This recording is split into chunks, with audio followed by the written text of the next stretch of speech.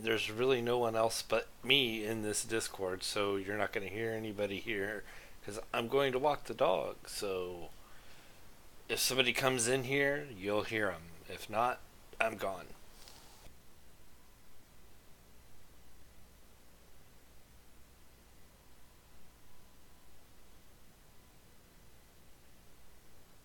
You'll hear them. If not, I'm gone.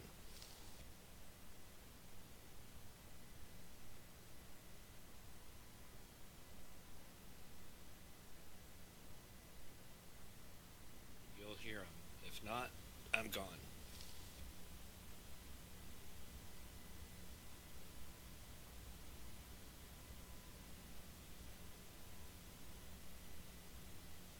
You'll hear them.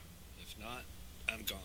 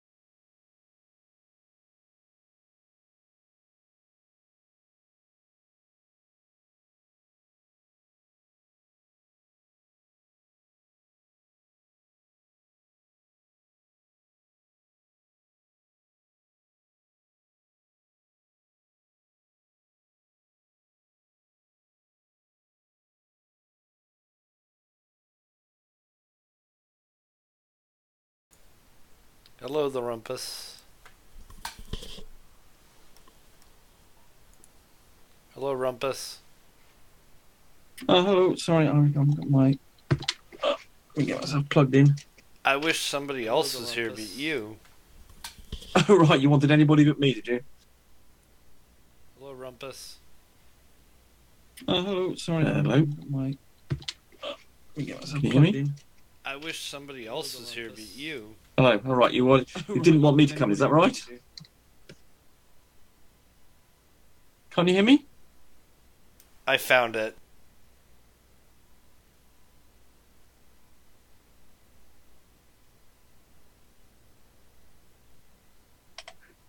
Oh, sorry. Oh, so that's why I was getting an echo. You're streaming me, right? I had a YouTube loop. Yeah. Sorry. Yes, that was me. So did I. Yes, I was playing the YouTube stream as well. Sorry, are you saying you had it or I had it? We both did. We both did. That's right. Yes, that's what was confusing. Yeah, I'm not quite sure how. Where does Steve list all the events or something's going to happen on the Great Debate Community? Where does that? Is there a list anywhere of up and coming events? Oh, okay. Hello.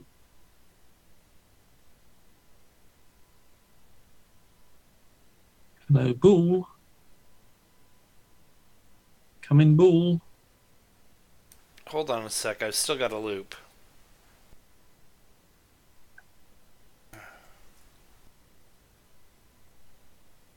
Keep talking, Rumpus. It's okay. I'm here. Yes. Hello, Bull. I'm here. You don't seem too pleased to see me. What have I done?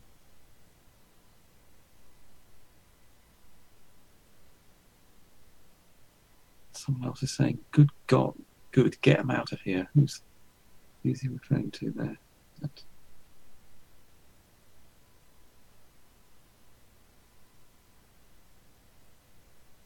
Stephen Kyles.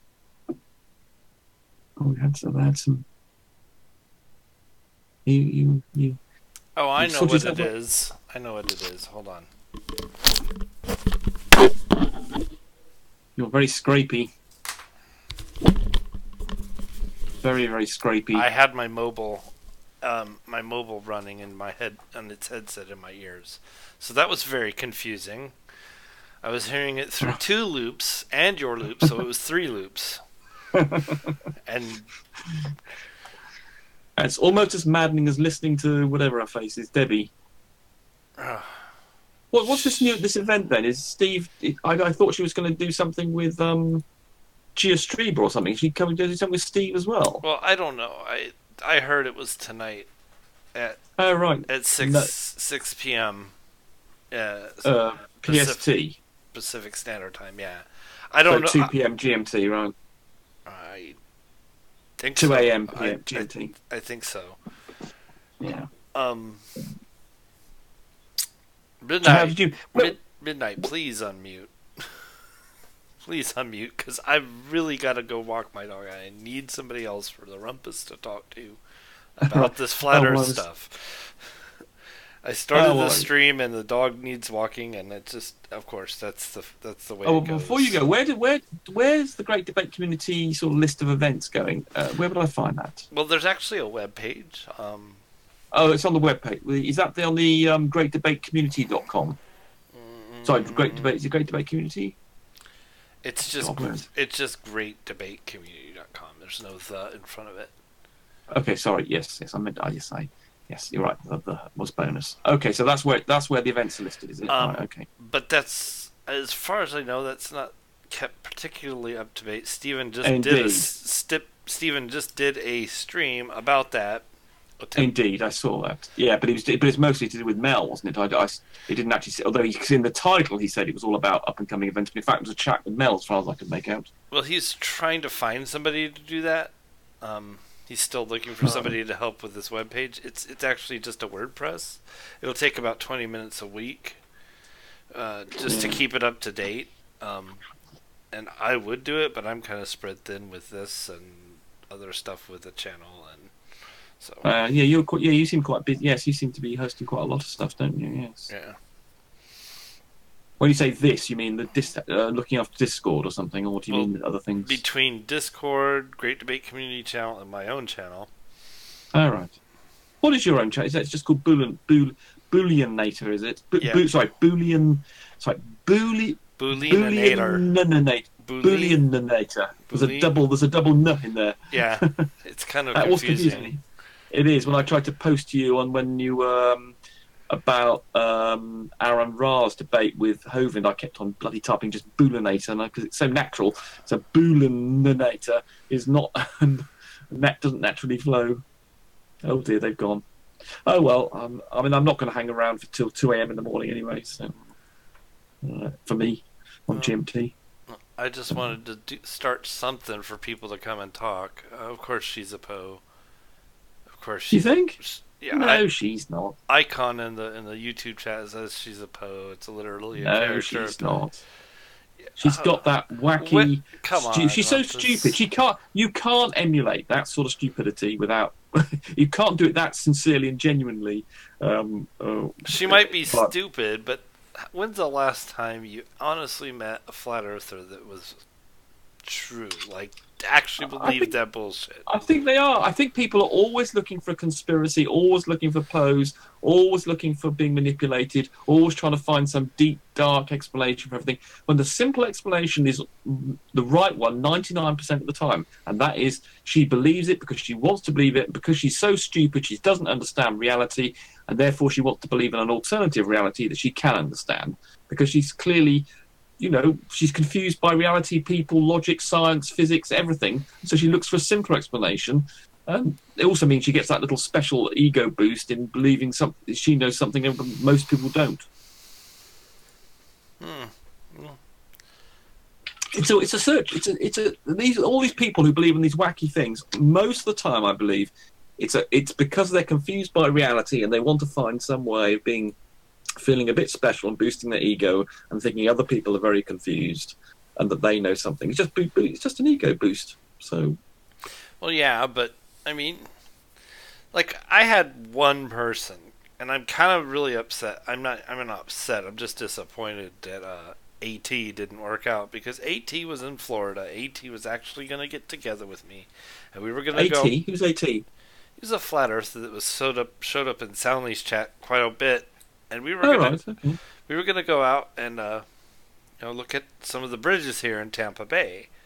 Oh, right. Kind of repeat, what Soundly did over Lake Pontchartrain, because Tampa Bay is not a small body of water. So, it would have basically been like, hey, you see, it's not just Soundly that's doing it; it's your camera that does it too, buddy. So basically, repeat his work and convince him that the Earth has curvature and make him not a flat earther anymore. And I think he was honestly sincere in trying to find curvature. So he was actually a genuine person who believed that people were lying to him, that something was wrong, that he couldn't find curvature, and he was sincere in that regard. And you don't find people like that very much. You find all these people who just want to think that they know something you don't. Yes, that is unusual. To find someone who's sincerely interested in finding the right answer, that is actually looking for the right answer rather than the answer they want. Now, that is unusual. Yes, I'd agree with that. That is unusual. Because most of them, they're invested in their position. Therefore, because I say it gives them that extra ego boost, so they're going to be... I mean, if you've believed it certainly for a couple of years, do you really want to have that invalidated? No, you probably don't. So if you found someone like that, then yes, that is unusual. Yeah, it was frustrating. But Soundly says he's actually had a couple people come up to or message him saying thank you for running your stream because it helped them. So it's not like it's not doing any good. But when he started that thing, we had so many accounts come in, and there was one person that came in there, and she was saying, well, she was convincing so many people that the Earth was round, and it turns out they were all her sock accounts, and she used it to get mods. So there's people like that. There's just loony people like that, and it's like, well, once we found all her sock accounts, because they were all created the same day, you see. Right.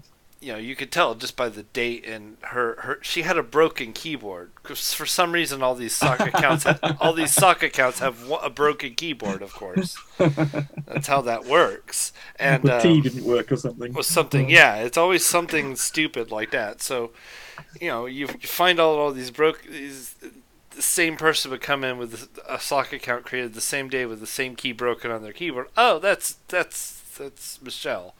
So you block the account. You block the account. By the time we got through listing all our accounts and blocking them, his chat calmed down to almost nothing, and now we can't find anybody legit come in. And it's like, right.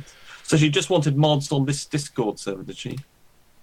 Huh? No, she wanted. I'm not talking about the Discord. I'm talking about Soundly's live stream that he does 24/7 on YouTube. Oh, I see. Just in the live chat. Right, I see. This right. Discord is just Great Debate Community's Discord. That's all it is. Yeah, right. That's what I thought. Yeah, okay. Yeah, I see Steve's got up there something about they're discussing atheist versus agnostic. I didn't know. Has that happened, that event or something? Atheist versus agnostic. Scott. Who's Scott? He's a member. He's not server muted. He's just muted himself. So unmute yourself, Scott. We can hear you. Well, we can't hear him. So we can hear you. Yeah.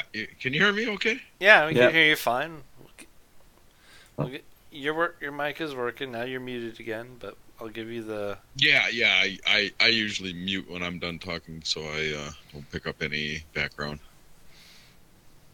All right. Well, the Rumpus is here. Scott is here. Yeah, I didn't have anything really to. I've got lots of things to say about flat Earth, but nothing particular.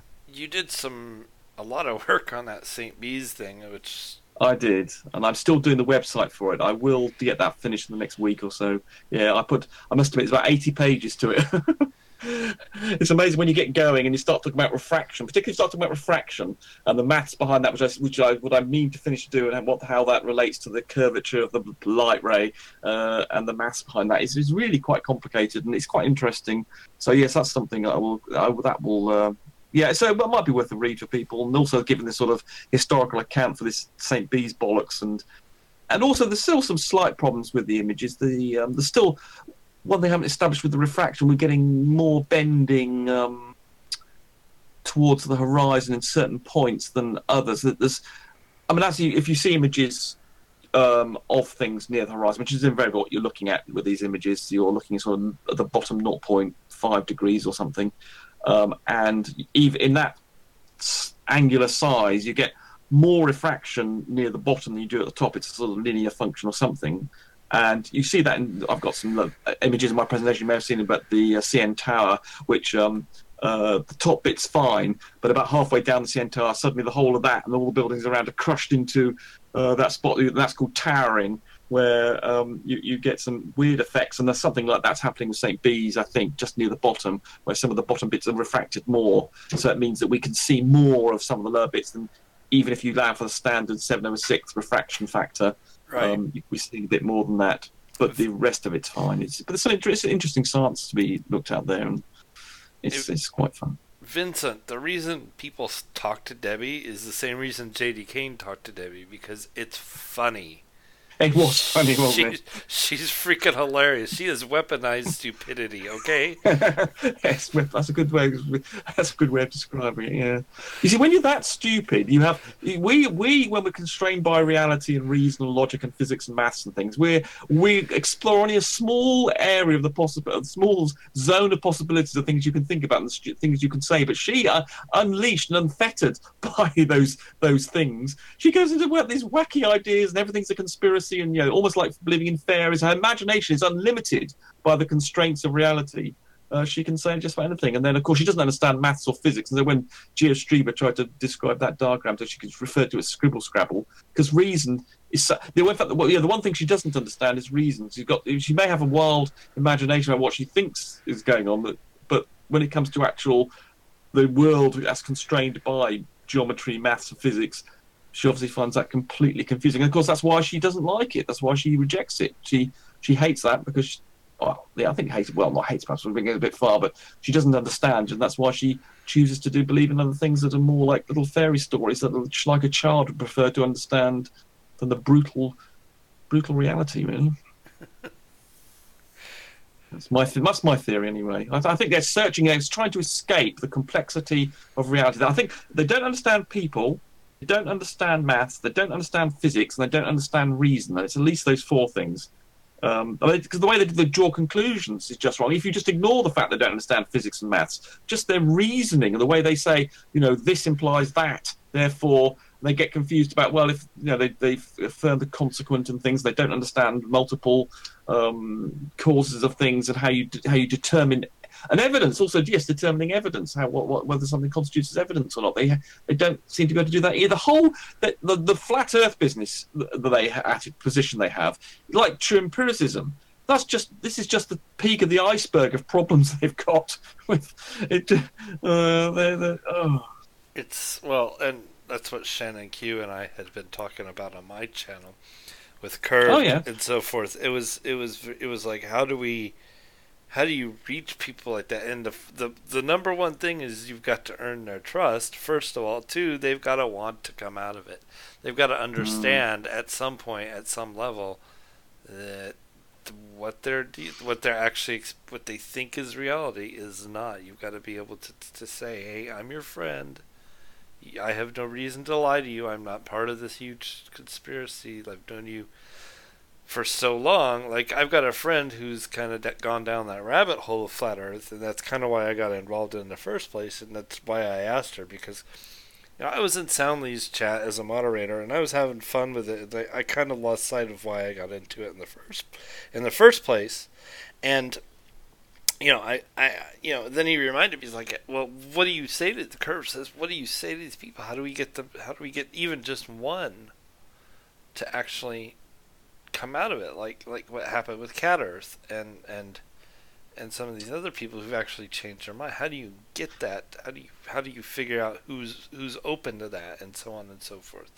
So I talked to Shannon Q, and she just we decided to talk to her, and it's like, because she's a communicator. She knows psychology and so forth, and it's like she's quite good at communicating. As I've seen her, I must have a look at her things. Yes, she's quite eloquent, and she's a good communicator. I mean, talking to oh God, who's that absolute git flat earther? The one, the false theist guy, big chunky guy, Rand Campbell. Dominican. Yes. Oh, I mean, there's an odious character. How she managed? I saw that she did some sort of interview with him for half an hour. And how you can speak to that absolute git, I do not know, for any length of time without wanting to sort of punch him or something. Right, and it was amazing that she can talk to some of these people she's actually talked to, and not just lose it on them, because there's a couple of them I would have just lost it, like G-Man comes to mind.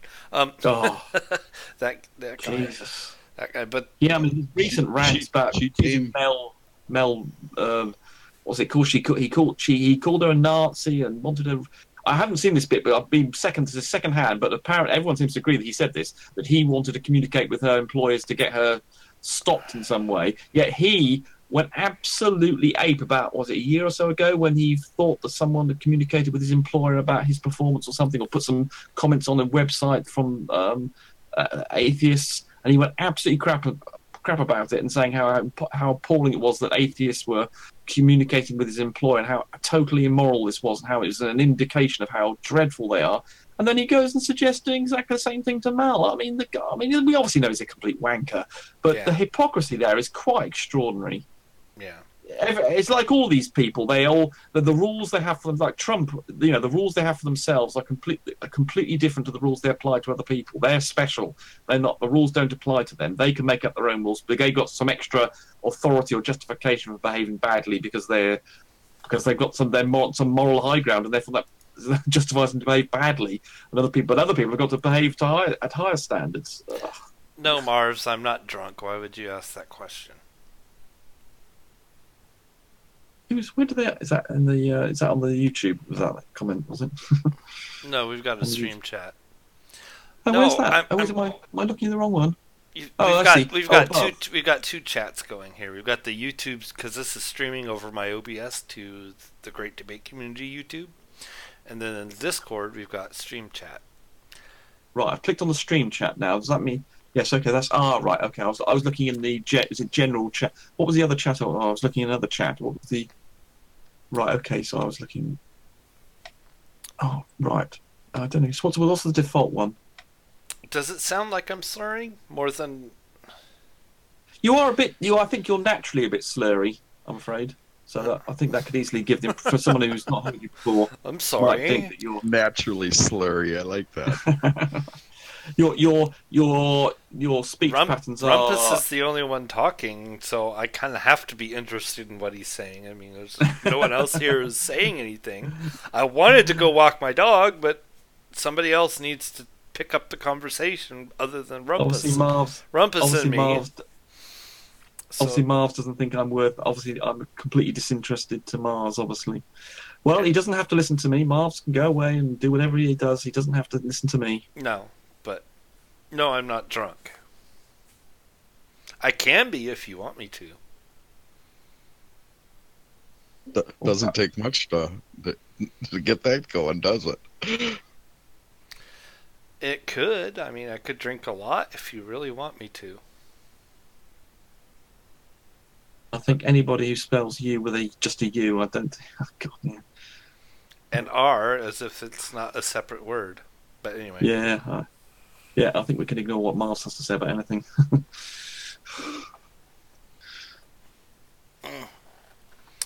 I might have been slurring because I was trying to recall, too. Oh, you suddenly cut out there. Too many streams on the go, perhaps. Yeah, I think we lost Boolean. No, I'm here. I'm just not talking. Oh, okay. Oh, well, yeah, well, I don't have anything particular to say, so if Mars wants to be more interesting, say something, I might leave it up to him. Or Scott. Scott could talk, too. Yeah, Scott sounds like I can talk. I could talk, but what are you talking about? Other than the shit that's already gone on. He seems quite content to listen to us talk, so... I think George has a point. In the outside chat, he says, she's going to rant continuously. If you try to moderate the discussion, she'll rant even more and then rage quit. Well, that's probably an accurate prediction. I really don't think the Non-Sequitur show is a good place for Debbie. I don't see that going well. I mean, the Non-Sequitur was good for Aaron Ra and Kent Hovind. That worked out well. What's the difference between the Non-Sequitur show and the normal stuff that Steve and the Great Debate Community does? The Non-Sequitur show is specific to Kyle and Steve's podcast. It's their show, specifically. So Steve McRae is just his channel. It's kind of like the Geek Room has Frankie and Bran, but Bran has his own channel, and so does Frankie. Frankie doesn't use his much, but so does Bran. Bran uses his more than Frankie does. But they each have their own channel. I don't know who Bran or Frankie is, I'm afraid. Sorry. Oh, you should watch the Geek Room sometime. They're funny. They're kind of... they riff on YouTube videos. They just find the weirdest shit you can imagine on the internet. and laugh at it. I watched them last night. They were pretty good. All right. I think I've watched them a couple of times. Yes. Okay. Okay. On your recommendation, I'll give them a. Okay, right. So the difference. So the Non-Sequitur show is just simply who's organising it, rather than it being definitely different content from the Great Debate Community. Is that right? Or was he saying something more about doing? Is it just trying to interview some one-on-one debates or something in the Non-Sequitur show? Is it? Well, there's that, which is see, I'm trying to think how this. There's 2 shows that he does plus podcasts out to like Apple and so forth. Oh right, so right, that's the guy who was he was with Steve when they're doing okay, yes, that guy with the beard or something. Right, okay, that's Carl, is it? Actually, Steve's the one with the beard. Oh, okay, I know he's got a beard, yes, and there was another guy with a rather younger looking guy who was helping Steve out with the Aaron Ra Ken Hovind thing. My God, what a disaster that was! That bloody him, that goddamn pine trees and elephant thing. Jesus Christ! I think well, of course, yes, I've spoken to you several occasions about the need for a diagram, and that haven't we? We've discussed this on several occasions, and I believe, one day I'll make more of an effort to engage with Kent and go with the diagrams, because I believe I could. Well, no, I believe I could stop him making stupid arguments like that, but there's no doubt he'd find another stupid argument to make. Of course he would. It's our so they'll just move from one stupid argument to another. So once you've found a solution for one, then they've got a whole range of things they can move to move instead. So you're never going to catch them and pin them down, because of course they don't want to be. Yeah. They don't want to see reality. They're so invested. And so Kent obviously is utterly invested in his position, and no matter, there's no proof you could offer to Kent. No, he's not going to change his mind. He's no matter how utterly convinced. Yeah, no matter how utterly. Yeah, he's just not going to change his mind. But then there's those debates, like he did one between godless and evolution. An evolution happening. You even had pictures of a film of evolution happening on a macro scale. He still wouldn't believe it. Nope. He just changed the definition of kinds. Right. Yes. Right. Yes, that's the thing. That's the kind thing, I think, that annoys me, because I think with a diagram you could really pin him down and say, look, here you are. Here's a cladistic view of all the organisms. Tell me where I have to put the breaks in for the things that were specially created by God and do not have ancestors. Tell me where to put that. And I think, in face of that, he would definitely have a problematic time. Whereas, unfortunately, Aaron didn't present him with such a difficult task as that. He just sort of kept on having to explain. Though, unfortunately, Aaron Ra also changed his definition of what was a kind and how to define it, which didn't help matters. But obviously, Aaron Ra did quite a good job. Sheep kind, ape kind, which we belong to. Squirrel kind. But we don't, of course, because special pleading, of course. Yeah. Yeah, I'm sorry, but we definitely belong to the ape kind. Well, yes. Yes, we do, but not we according know that. But Kent doesn't. Well, Beholbo, you are unmuted. You should be able to talk now, Beholbo. Bo, are you there? But he doesn't want to. He doesn't want to. He just wants to. If you don't want to unmute, at least type something in the chat so you acknowledge that I did that, or you can hear us. Well, perhaps he doesn't want to do that either. Perhaps he just likes to listen. Yeah, I'm sorry, gentlemen. I'm just trying to find out how this Discord thing works out. Oh, okay. I'm not actually able to write in the chat at the moment, I think. You should be able to. You should be able to click the stream chat, which is right above this channel, and type it in. Okay, let's see. So what was the chat? So there were two chats. I went to stream. So what was No, still not. Don't worry about it. You do not have permission to send messages in this chat. Well, let me see. Your mic's working. Let me do this. Yeah. Yeah, give him administrator privileges. Oh, hell no. Are you kidding me? Try now. I've already confirmed your equipment's working, so there you go. There he is. Thank you very much. Ooh, how do you know my equipment's working? I can hear you. Yeah, sorry. I'm seems self-evident. Yeah, sorry. No, I've just been busy all weekend with recertification of my first aid stuff, and I've been touching a lot of ladies. Let's just keep it there. So, do you gentlemen think you can carry on for a while without me? I'm just going to leave myself muted while I go and walk my dog and come back. Yeah, we'll just let Rumpus talk. Well, yeah, I could pontificate at length if people, but apparently Marv doesn't like that. So, yeah, I must admit, I wasn't intending. I was, I was just going to dip in here. So I might, I could, yeah, I just could bore you to death with You're really arrogant for no reason. That's right, that's me. Yeah, and you can't spell your either. Oh, don't get, gentlemen. I will still be. I do have Discord on my mobile, and I will be listening. So keep that in mind. The moderator is not gone. He's just silent. Yeah. Oh, well, I wasn't intending to hang around anyway. Yeah. What show, Rob? You mean Debbie Does Flat Earth? That starts at 6 p.m. Pacific Standard Time. They need to throw Rose Patton in there too. Oh, can you imagine Rose and Debbie in the same room? Jesus Christ! and that one guy Text, if you haven't heard that guy, the Illuminati's behind everything. Of course, most of them believe that the Illuminati's behind most of the stuff anyway. Yeah. What's the Illuminati? That's that non-specific they always talk about. They That's- talk a lot, they don't they. That's right. I think that their pronoun is them. I don't think it's they. They, them, Zimzer, who knows. Non-gender fluid organization.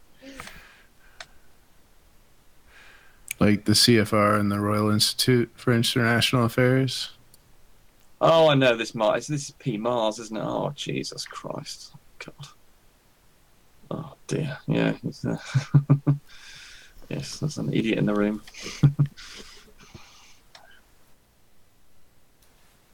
Yeah. Oh. P Mars. Um. What the hell? While you're here, P. Mars, there was someone. Was one woman who was? Was it Twit? Sorry. Which one is P Mars? Marv's? Marv's. I think he sounds like this guy called Marv's. He's got the attitude of P Mars, and I believe he sounds like P Mars. So therefore, I think he's P Mars. Actually, Marv's is on Heath's server.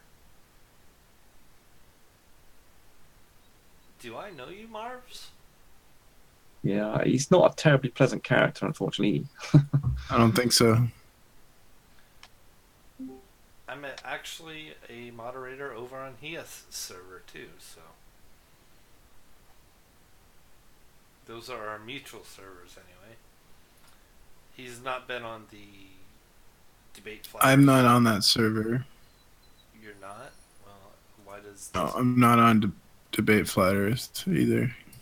why does it say you're on Heath's server then? I'm pretty sure computers don't lie, right? But anyway. Krillism? Nope. Never been on Krillism server. I'm looking at Oh, maybe I'm on it. I don't know. There was P Mars. There was some woman on the is it Twitwit or something was claiming you send her a piece of abuse every day or something. She was saying a few days ago. Some sort of. I'll be monitoring. Yeah. So I mean, don't do it. It's not. That's right. Yes. Anyway. Oh well, no. I'm glad I've identified who you are. Yeah. Anyway. Well, now it's okay. So I can bore everybody stupid, can I? I could go about flat Earth. Scott, sorry. I say we're halfway stupid anyway. Go. Yeah, well, I'm not. Well, I don't claim to be terribly clever, despite Marvel's accusation of me being. I can't remember what it was now. Arrogant or something. If you don't understand how the conspiracy works, like, why do you think the flat earthers would listen to you? I don't necessarily think they will listen to me, I suppose. I mean, there might be some people there might be some flat earthers. My reasoning for talking to flat earthers is not to convert them, but it just simply to gives me inspiration to go and play around with some websites and do some videos. I've got about 5 in the go, none of which I've published properly, and just play around with some interesting physics. Actually, that's mostly my motivation. But I don't think I'm going to be able to convince people to invest in the flat Earth because they're basically idiots and want to believe in the flat Earth simply because they think they've got some special knowledge that boosts their ego because they're so confused by maths and physics and other things. They want to believe in some alternative because they feel oppressed by society. They feel as though it's not fair on them because there are all these people who seem to understand what's going on and they don't. So they find some avenue of having some special knowledge. They think, this is I understand how things really are. Everybody else doesn't. I'm special, or at least I'm slightly more special than I thought I was.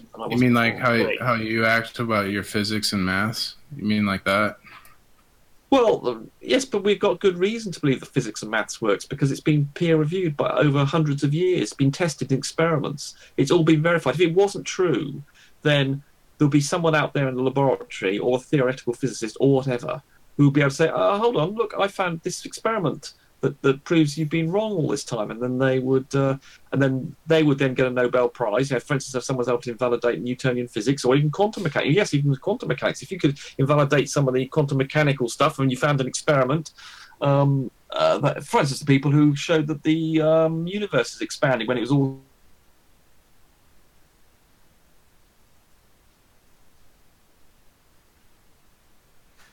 prize for that. So if there were, how's my mic doing? you sound okay, Bo. Okay, cool. Didn't get my compressor working properly, but oh well. I'm running Windows 10 preview, so that sucks. But just having a thought here. This whole thing about not confirmation bias. Oh yeah, let's see if I can get my brain working here. The thing is, we have mountains of evidence of the non-existing flat Earth. And yes, I'm going to switch between real English and American English. Sorry about that. My bad. I didn't understand. I didn't understand that last sentence. You've got Sorry, you're joking. Carry on. Despite the mountains of evidence against the non-existent flat Earth idea, I'm not going to satisfy it with a hypothesis title. Right. I think that despite that, and the fact that they, despite all this, just plain out deny its existence, the round Earth or oblate spheroid Earth, they probably had the same arguments, but in reverse, back when they thought it was. I mean, back when everybody actually thought it was flat. No, there was never a stage when people thought the Earth was flat. No?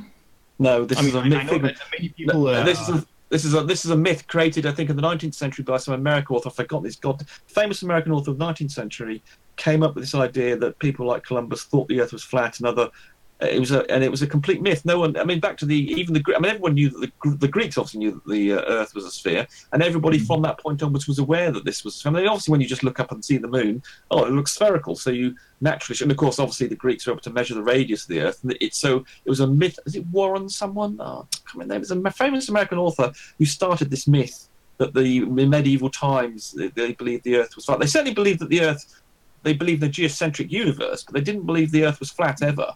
And Columbus just simply, I mean, even when he did his voyage, everybody told him he got these figures wrong for the size of the Earth. He believed the Earth was smaller than was the conventional view, and he managed to convince, whatever it was, some Queen Isabella or something, that he was to do his journey. But it was against the accepted view of the size of the Earth. Okay. So what's the likely thing here? Was it just for a laugh, or to just appear smart, or was it just to troll someone? I mean, in theory, back then, in your opinion. When the flat Earth movement started, trying to convince people that it was flat. So perhaps I've confused you. There was an author somewhere in the mid 19th century. There was an American author who claimed that medieval people thought the Earth was flat, which has become a sort of myth that's been accepted now. We talk about that period. That's one point. Why people nowadays perpetrate the flat earth, as I was saying, my little psychological theory is that they're confused, but most reality is confusing. There's a lot of information to be taken on board, and if you're not very successful in life and you don't understand maths, and particularly if you haven't been educated, most of these people don't seem to have any basic education in maths and physics that talk about the flat earth. And if you're in that position and you're being intimidated by people with mathematical and physical and abilities in physics, etc., and reality and reason and everything else, and they're much more successful than you are, and you feel as though you're on the lower strata of society, then you feel as though you're being oppressed by it. I mean, these flat earthers, most of them believe that NASA and all the other space agencies around the world and the government organizations and university institutions, educational institutions, geographers, people who go to Antarctica, they're all lying to them. I mean, these people, the flat earth thing is in some ways the smallest problem they've got. They believe in some mass conspiracy which would involve probably about half the population of the world is telling them lies. And if you believe that, once you get in that mindset that the whole of the education system and the political system and every other part of the sort of part of authority is lying to you, well, then you're going to start to believe in all sorts of wacky things. And because you can't, and particularly if you can't distinguish the difference between something's real and not. If your critical skills, and analytical skills are so poor, you can't tell the difference between truth and fiction, then you're going to believe what you might want to believe. And for an idiot, you might think the Earth is flat. You might believe that everybody's out to get you or something. There's lots of little simple things, simple fairy story type things of the way the world works that might appeal to you as a simple explanation, and that everybody else is overcomplicating it. We're incredibly ignorant on how the world works, and people have a good reason to be paranoid and suspicious. No, they don't. Of science. Well, the way I'm dictatorship.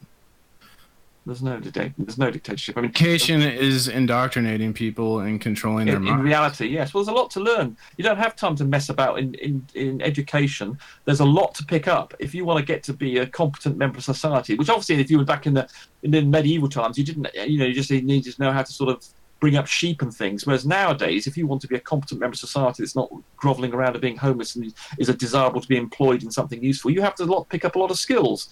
And so we've got to pack in some education about how the way the world works we've picked up over the last 1,000 years or so. And you need to be told about it. And so you might regard that as indoctrination, but it's not. There's a lot to work out about reality, and so you need to be taught about it. It's not being used for that, though. It's being used for government propaganda, unfortunately. No, it's not. It would be nice if the fairy tale world, where good people, Santa Claus was in power or whatever, and took care of all the children like you think or something. I don't know. But the reality is psychopaths rule the world, and they use education actually to propagandize children. It's worse than that, P-Mars. It's worse than that. Nobody's in control. Nobody's pulling all the levers. There's no secret government that's either good or bad. It's in control. The world is just running loose. Nobody's in control. I think that's more the case, Brenda, in America. I think that's more the case. I think we're a little bit more. We don't have some mad nutter in control in our thing, and there's half the bloody staff that he's needed to run the American government is missing because he hasn't been able to appoint it. Whereas in other countries, that chaos doesn't exist. I think you might be looking. Oh, that's true. That might be true. And quite a few of those he has in power are either creationist or just bonkers. In the US, is that something, Mr. Stark? Yeah, in the US, yeah. This is just naive as to how the world works, and he hasn't you done just the proper research into history. Oh, I know a lot about history. I'm quite well up on history. You're not really displaying your knowledge of it here. Well, it's just you've got some strange conspiratard view of the world, and I've got a well-balanced one. I mean, if what you're saying is true, there's some sort of big conspiracy going on, and there's some indoctrination. But it's very strange that the various education systems in various countries are teaching all the same things in terms of learning how the world works. And obviously, some things like China or Russia are sort of trying to indoctrinate things with their own sort of nationalistic view, understandably. But there is a general level of education that is accepted around the world. And if what you were saying was true, you seem to you would require some sort of worldwide government, worldwide conspiracy of like a one world government conspiracy, some sort of one world government. Yeah, weird, huh? So you do believe in some sort of worldwide conspiracy, do you? some sort of organized thing that runs throughout the entire world, controlling the masses. It's openly discussed. It's openly discussed, and they write about it. In their books. I think a global government would be a good idea. Yeah, well, let's Rockefeller let's not, admitted to being a part of a global conspircy for a world government. let's not confuse what we would like to happen. Oh, okay. All right. Yeah, the ones you're getting more excited. Well, Yeah, to that's keep true. on track on this flat Earth thing, if we completely disregard how let's just be neutral here and say the idea of the world being flat instead of an oblate spheroid, as we now have come to know that it is. I'm kind of thinking, well, it's really, especially for me, because I don't have any scientific knowledge about these things. I don't have the brain for them. My brain is destroyed by ADHD, but I can't concentrate on anything. But the way I'm looking at it is that it despite the fact that we practically can't see the difference between a traditional Poe and a person who actually honestly believes that the Earth is flat, disregarding the reason for that person thinking that it's flat, I'm starting to think that most, if not all, of those who are not Poes, whoever they might be, are more likely to be just I don't know, having a different opinion than everybody else, but they're trying to use this as ammunition to get their voices heard. I mean, if these people are not all that intelligent, maybe, or they don't have much of an education, or just have a low self-esteem, that's one of my problems. Has been anyway. A lot of they could start. They could use this to feel special, to have something that is different from everybody else. And it's not just that, but it's even against the government, whichever the government that would be. But you have to say it right. You have to say government. Sorry, government. You have to say it right. Yeah, you say government. Yeah, so, as in America, right? Yeah, a lot of these people, a lot of the channel, well, PMARS himself was a flat earther, and we know that he's a troll. So a lot of these people are just trolls. I'm sorry. Some of the,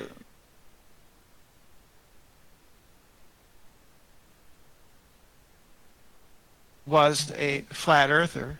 Okay, sorry, I just didn't hear the first second there. Yeah, and he's a troll. So quite a lot of people in the flat earth community are just trolling people. Some of the channel owners, I'm convinced, know that the earth is not flat, and they're simply taking advantage of gullible people and fleecing them for their money. You know, to send in money for super chat or Patreon. Yeah. However, a large number are deeply religious, either Orthodox, Catholic, Orthodox, Eastern, or fundamentalists, and quite a lot of them are people who are deeply committed to the conspiracy theory world, and this is sort of the ultimate conspiracy theory, is the belief that the earth is flat. However, quite a lot of the people are simply mentally ill. I can think of a number of individuals who are either appear to me to be mentally disadvantaged, like Jamie, for one. He's clearly very low on the IQ, and some of the others are very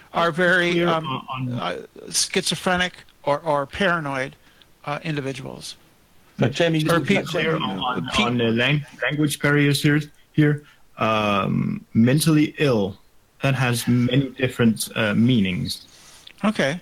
Well, I mean people who are paranoid schizophrenics, or people who are developmentally disabled in some way, who are very low on the IQ scale. It's very obvious. Yeah. I was trying to avoid saying that. Yeah, I thought you might.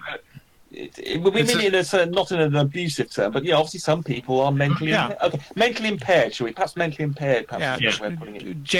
Jamie Brown is one of those who's clearly I don't very think very slow that individual. much more intelligent than any of those people. Arvin, really, it's quite simple to see what's going on here. Arvin and Pete Shea are clearly paranoid schizophrenics. Other people like I see where you're getting from, going from, for example, with Pete Shea, but Pete Shea drinks his devil's advocate here. But to be honest, if we don't know for a fact that he has schizophrenia in any way, we shouldn't we shouldn't be saying I've spoken to him personally. He drinks his own urine. He drinks his own urine. Yeah. And he's been living out of his car for quite a while because and he believes he's the king of Ireland.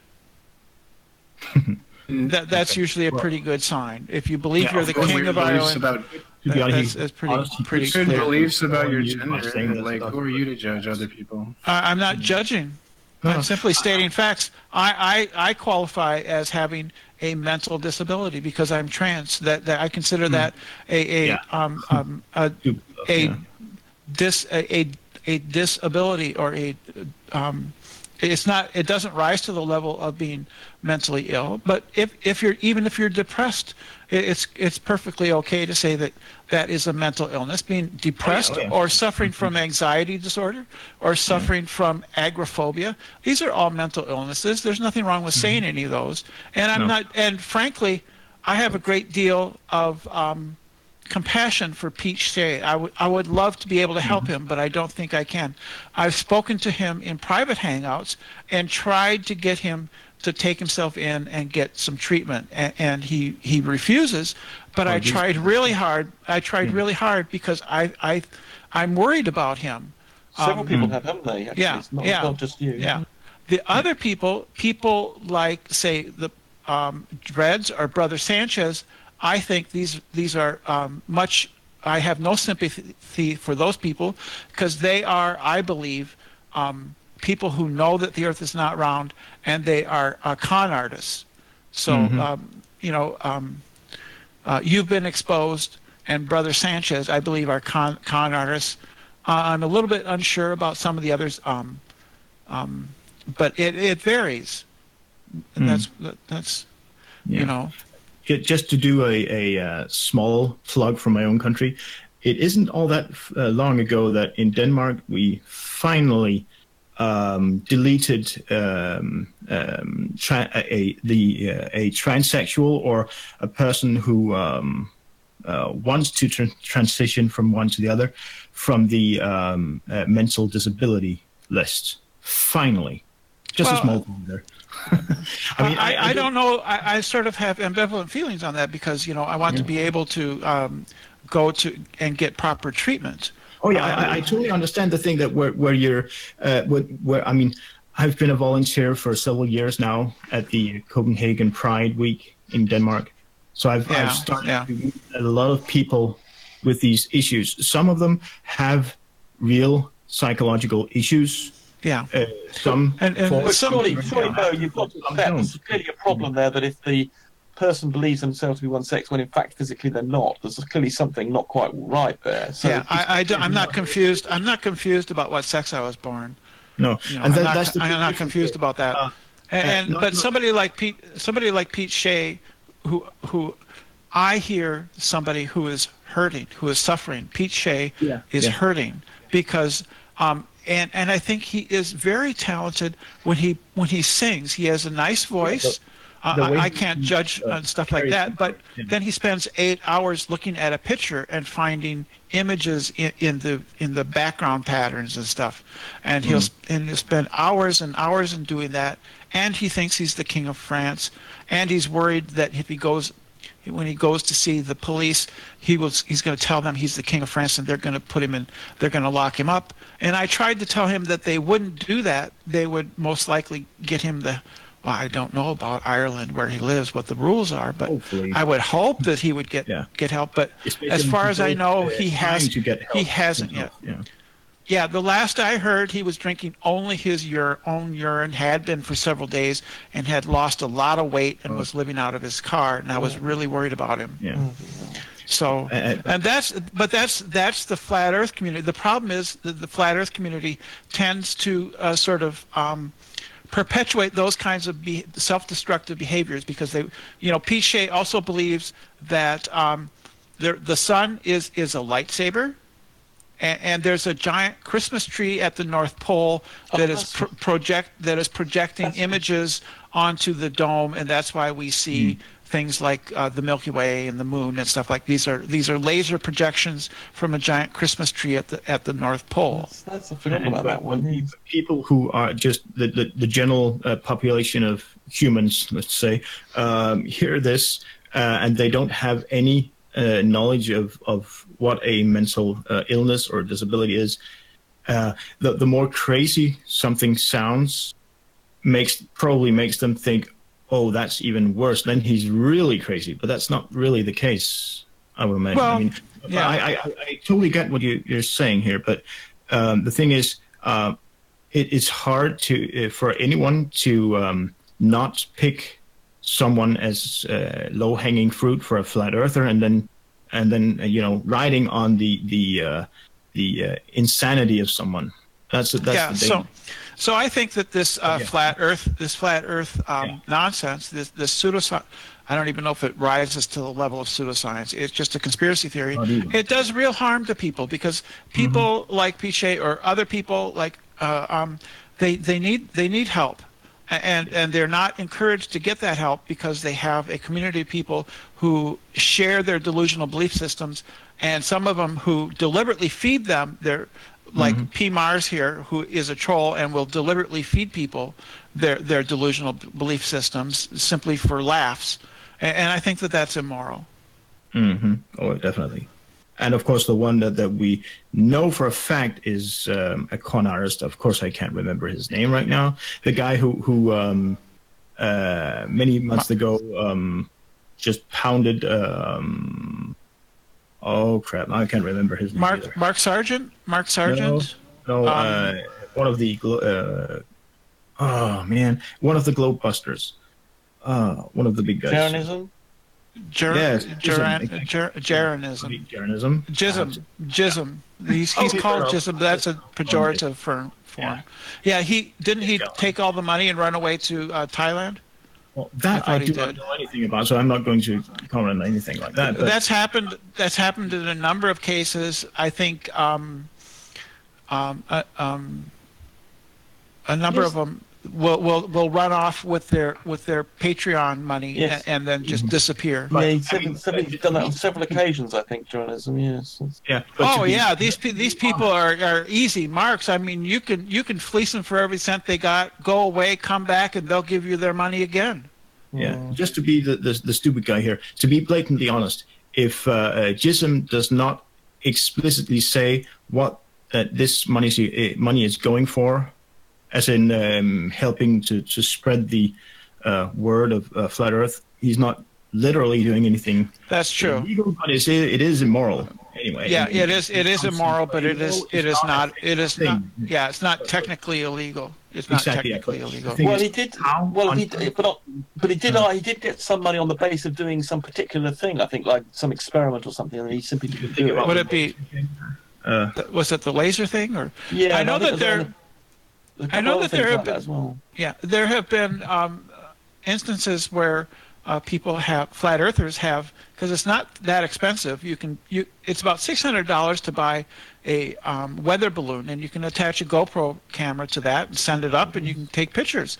And the problem with that is that when they get up around 125 to 140,000 feet, it becomes obvious that the Earth is curved.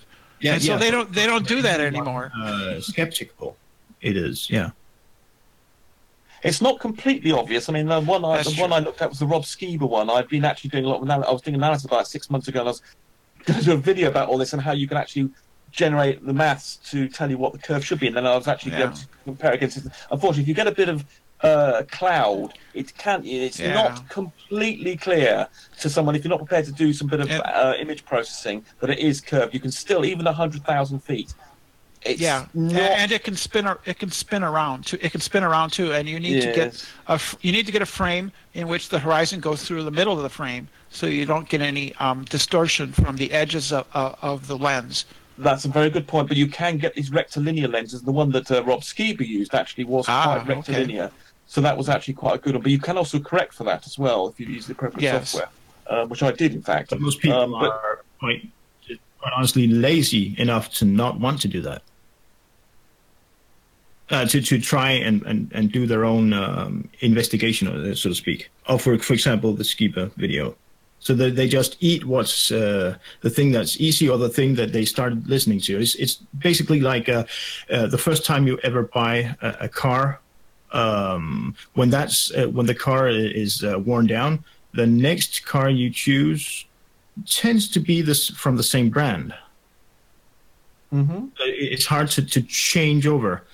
I mean, I don't think that it matters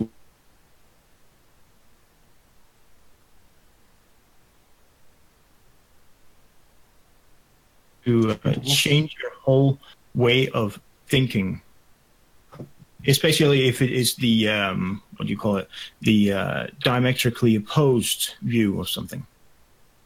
If that's the right word to use, I'm not sure. Your English is very good, by the way, Bo. If you're Dane, well, I suppose Danes and Scandinavians are very good at English anyway in multiple languages, but I couldn't work out you were Danish. No. It's a gene thing, I think. I grew up in a Salvation Army family. I'm a fourth. Right. I was a fourth generation Salvationist, although I wasn't never Christian. But I grew up speaking and understanding English even before I started school. My little sister did that too. My bigger brother and my oldest brother did as well. And we didn't have a cable TV back then either. Well, my little sister had, but yeah, you're right.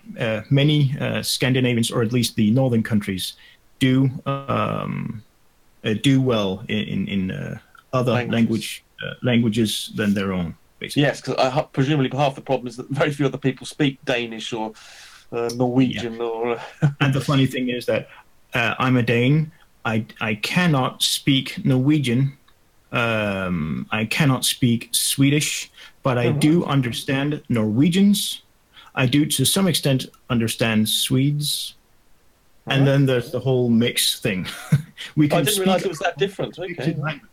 Yeah, we can speak our own respective languages, and we will, at least on a very basic level, understand each other just fine. Halsoy, I don't know if you've met Halsoy. His English is superb. He's Norwegian. Yeah, I know. I haven't met him, but I've seen him. He's been editing a whole bunch of Red's videos, I think. Oh, right. So, yeah. Red Rhetoric. Yes, right. He does associate with Reds. Yes, his English is absolutely amazing. Yeah.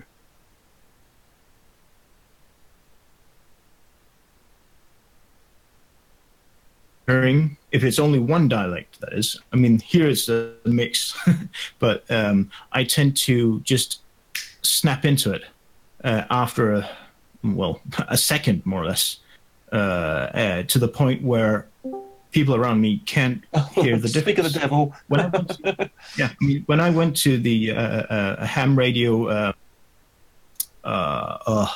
it's called a hamvention in Dayton, Ohio. A big, what do you call it? Convention. There you go. When us, the whole group, started talking to other ham radio operators, everybody could hear that everyone except me were not American. They thought I was. But it's just a matter of for me, it's just I have an ear for the dialect. Yeah. Not all people has it, but I do. Right. And my sister does. So you're quite technical then if you're into radio hamming. Sorry?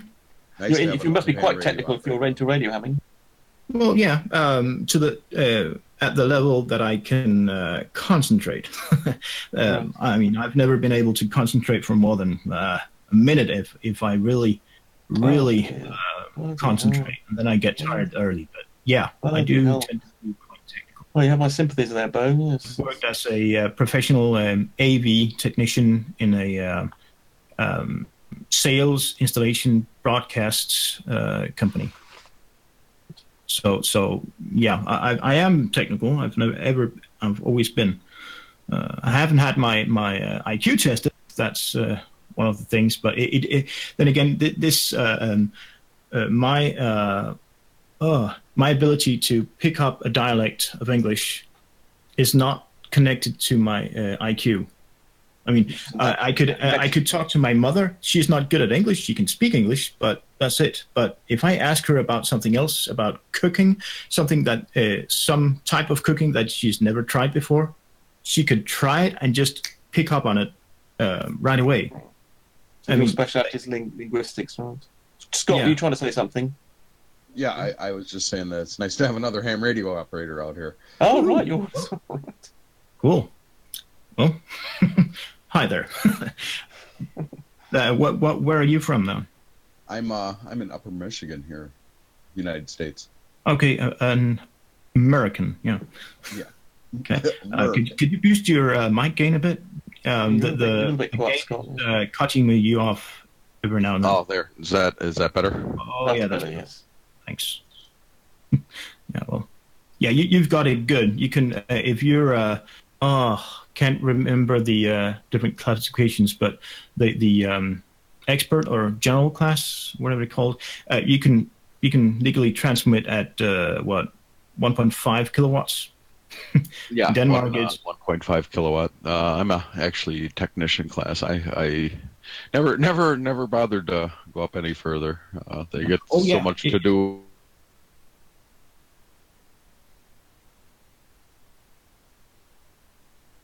Sorry, yeah, Powerful generator. Earth, Moon, Earth. So I know the moon is real. I've used satellites, satellites are real. It's a hollow projection. Yeah, you couldn't bounce. I couldn't bounce my radio signal off it. Sorry, Scott. You say you've bounced radio signals off the moon. You say? Oh yes. Oh yeah. It's called EME. Oh yeah. Didn't you know that the moon gives off a cold light? Yeah, Didn't you know that? I've watched some of those stupid YouTube videos. Your radio signals come back cold, obviously, right? Yeah. You know what? I have a small, dare I say, theory about the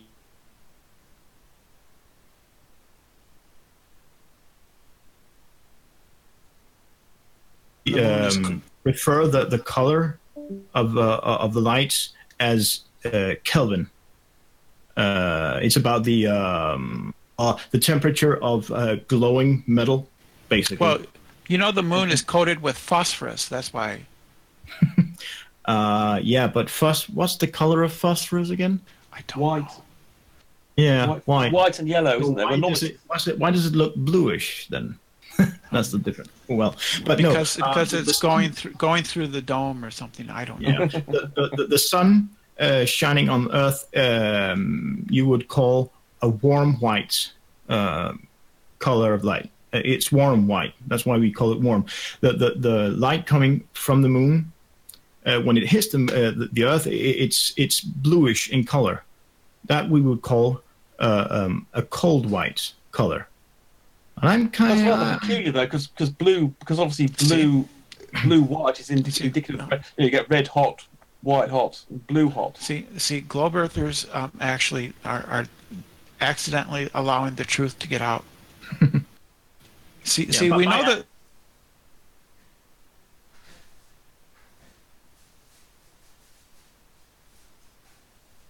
At night, then that's warmish. But then if you go out into the open air, in the moonlight, then it's colder, and that's how we know that the moonlight is cold. Because where the moonlight is shining, it sucks the heat out of the environment. Well, the curious thing is, less than an hour ago, I watched Sly's latest video, where he tried that cooling effect phenomenon. He actually confirmed the difference in temperature in favor of the flat earthers, saying that the moon has a cooling effect.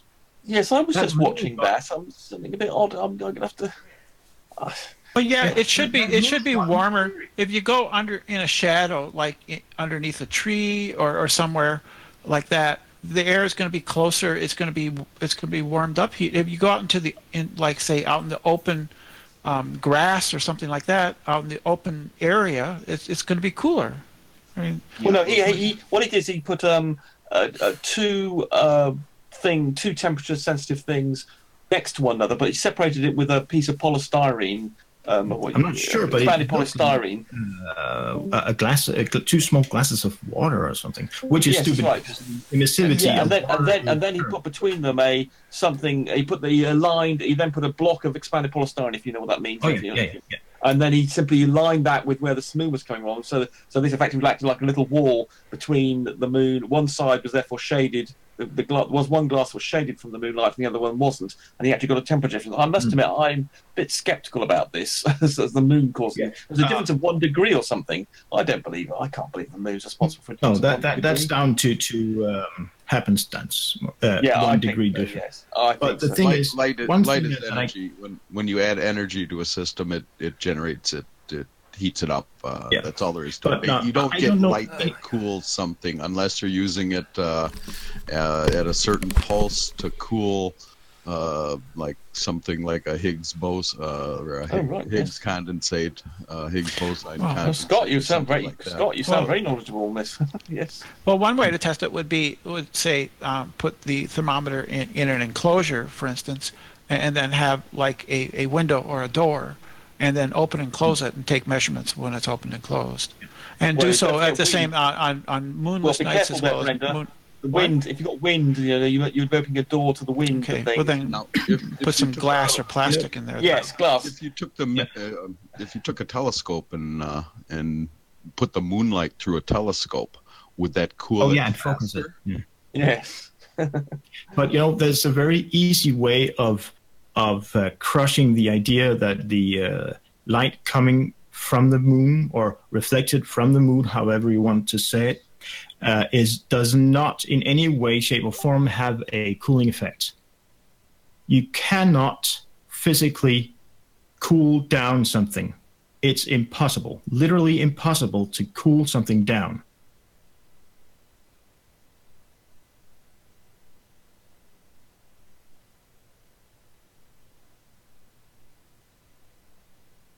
Cool something down. If you remove heat from something, you do cool it down. It does get colder, but you cannot cool it down.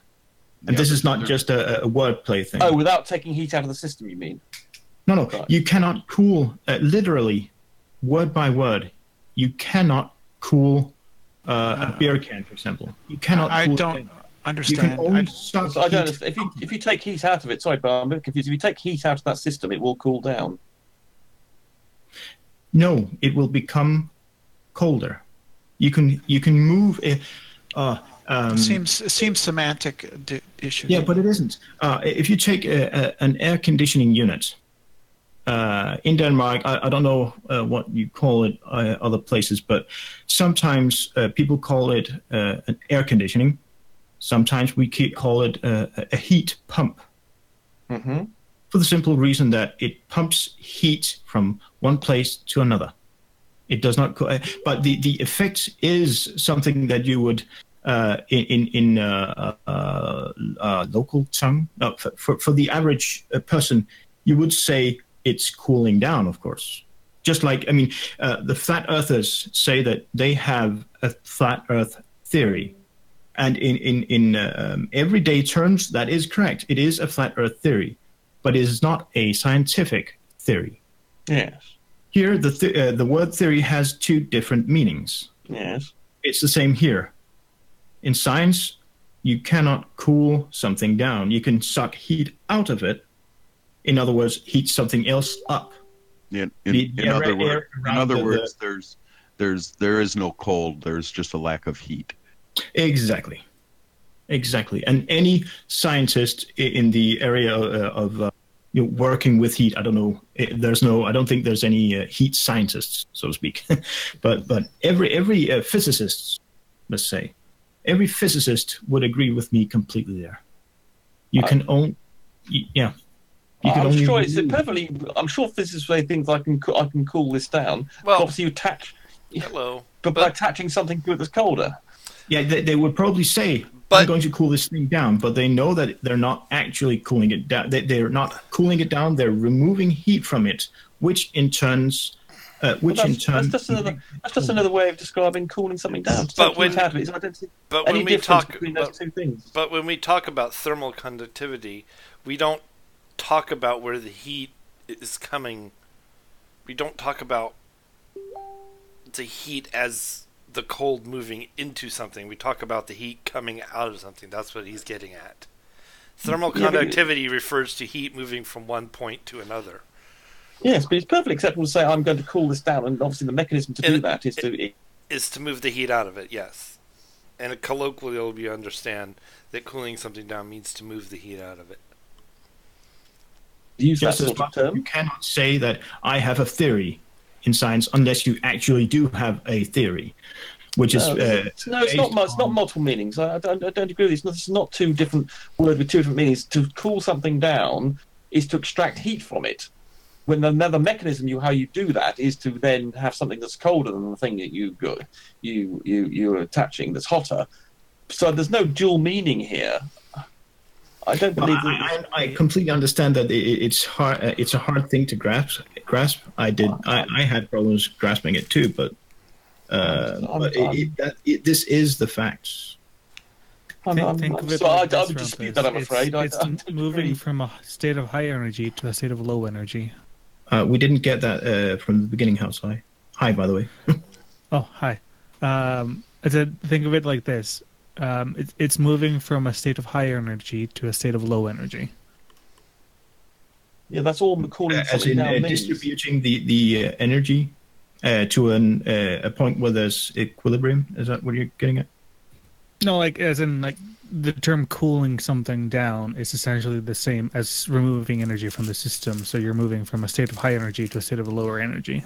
Okay. It's just every time someone says the system, I get kind of thrown off because I don't know exactly what you mean by it. Well, here's a system. Here I've got a system that's a certain temperature. I want to cool it down.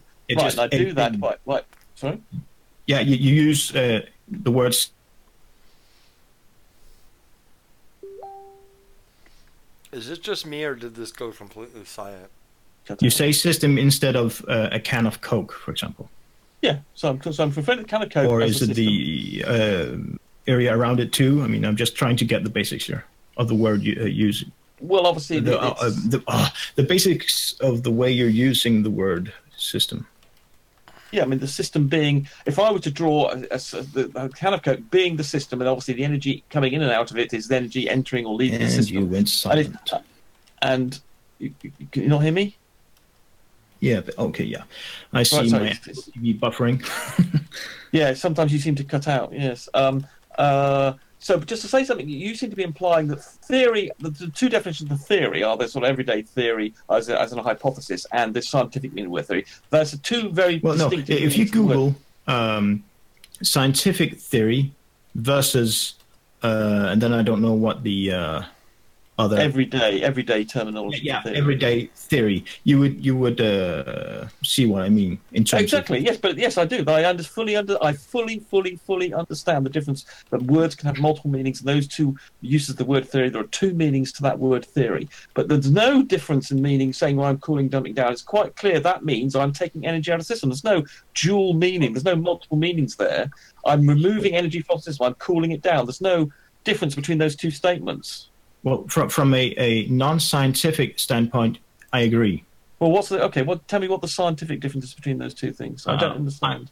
I'm not sufficiently educated in explaining it. I mean, I know a bit about thermodynamics, and I don't see I don't see how those two statements are different. To cool something down means to extract energy from it.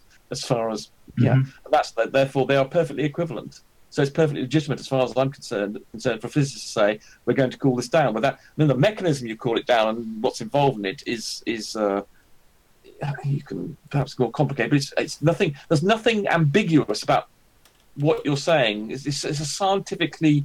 I'm sure there's scientific papers that include the words, and this is cooled down to a temperature of something or other, and that is perfectly acceptable scientific language, which is what you're implying it's not. You're implying it's not scientific to use the phrase cooling down something or to cool something down. You're implying that's not a scientific terminology, whereas I would argue that is perfectly acceptable scientific terminology. And I wish I had a Google link a link that explains it, because I'm terrible at explaining stuff usually. Well, you're not too bad, but I mean, I understand a bit about thermodynamics. I've done courses on it, and I'm familiar with entropy and how that works and things, and heat flow. And the idea of heat is the flow, actually, of energy from one system to another. Yeah. It's a strange definition of the word heat. Well, let's try something else. And I'm completely I don't know if this is real or not, but I mean, you can have heat radiating from something. That's obvious. Yeah. Is it possible for something, let's say, extremely cold, negative degrees Kelvin, for example? Is it possible for something that is negative 0 degrees Kelvin to radiate cold, as opposed to something hot radiating heat? Is that possible? Well, you can only radiate energy. So if you're radiating something, it must have energy. Therefore, But do we agree that energy can only move from a place of like Halsey said, from a how exactly did you say a high energy system to a low energy system? Yeah. In other words, you can only move energy from where there is energy to where there is not energy. No energy, sorry. In other words, where there is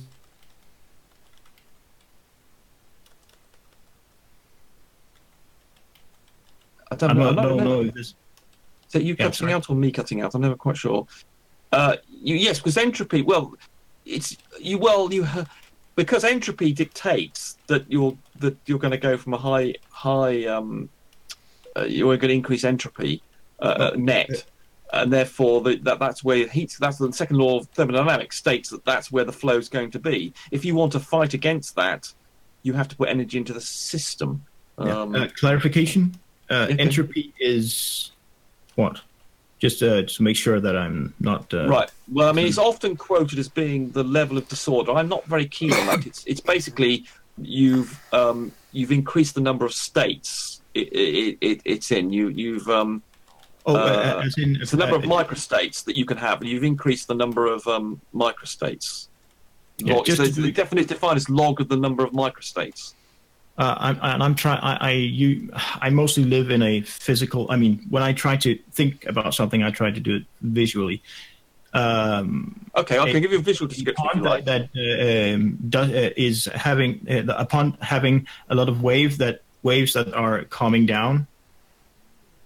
I mean, I think the best description of entropy is to think if I was to arrange lots of coins, all heads up in a box or something. And then I was to jiggle that thing around. You know from experience that you will end up with a sort of, if you have lots of coins, it'll be about 50-50 about what will be heads up and heads down or whatever. That is an increased state of entropy because the most probable state is the one that's been entered into. So it's basically which, in other words, if there are more states for the coins being up and down randomly or 50-50. That's the state that's going to move towards the most probable state, because there are many, many ways of arranging the orientation of those coins in that state. There's only one orientation in which all the heads are up.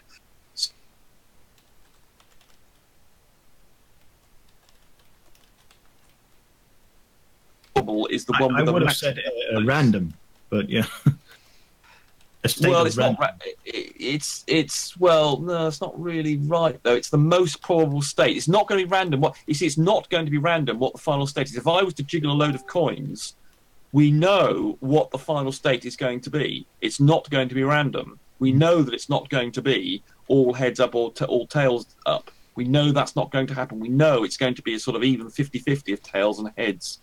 So it's not random. It's going to be the most probable state. Yeah. Geostreber just wrote, describing entropy as disorder is false. Yes, I agree with that. him. The better way is to say entropy equals energy usefulness. That does I think that's a bit nebulous. Yes, I see he's just written that as well. I think that's a bit nebulous. I mean, though he is a chemist, so he should know about entropy more than I should, perhaps. But I would argue that's not a terribly useful definition. It's too ambiguous how useful something is. What is about entropy? It's all about it will head towards the most, the state with the most, most probable configuration. As I say, with a heads up and heads down. And I hate to interrupt your conversation, but it is 8:20, and I've got another. Most probable. I've got another obligation here, and you guys can keep talking on Discord. I'm not stopping Discord. You're more than welcome to stay here in this chat. I'm just letting you know I'm going to stop streaming, and everybody out there in YouTube land, please go watch Debbie Does Flat Earth on the Non-Sequitur show, which is starting in roughly 40 minutes at this point. Yes, I got told off by Shadow for getting my GMT right. Yes, you've moved into summertime, haven't you? Yes, we have. Vincent Jones, thank you for explaining it in number of minutes instead of your retarded. No, sorry. I have to be fair. Using UPC. It is retarded. I agree. We should stick to one, and cutting off an hour at the end of the day and tacking it on the beginning is not going to save you any time. So yes. And I'm used to working in Zulu. Yes. So anyway, everyone have a good night out in YouTube land, and we will see you later.